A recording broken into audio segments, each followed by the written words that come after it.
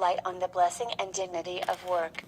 That labor is life is a principle pregnant with truth, and one which cannot be too often repeated or too closely studied and practiced.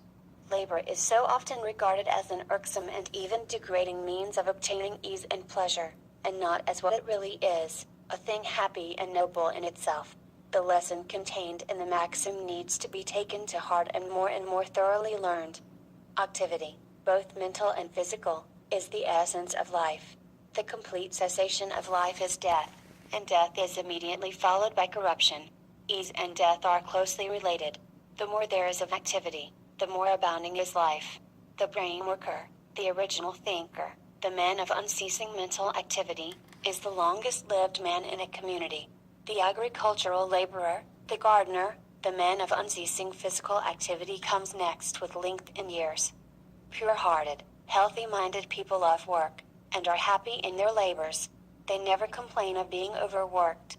It is very difficult, almost impossible, for a man to be overworked if he lives a sound and pure life. It is worry, bad habits, discontent and idleness that kill, especially idleness, for if labor is life, then idleness must be death. Let us get rid of sin before we talk about being overworked. There are those who are afraid of work, regarding it as an enemy, and who fear a breakdown by doing too much. They have to learn what a health-bestowing friend work is. Others are ashamed of work, looking upon it as a degrading thing to be avoided. The pure in heart and sound in head are neither afraid nor ashamed of work, and they dignify whatsoever they undertake. No necessary work can be degrading, but if a man regards his work as such, he is already degraded, not by his task, but by his slavish vanity. Man hath his daily work of body and mind appointed, which declares his dignity.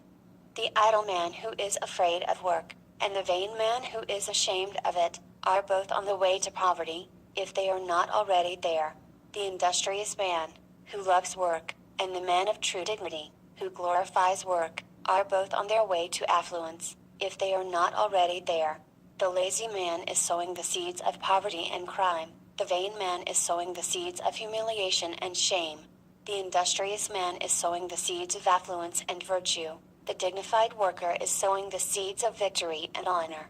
Deeds are seeds, and the harvest will appear in due season.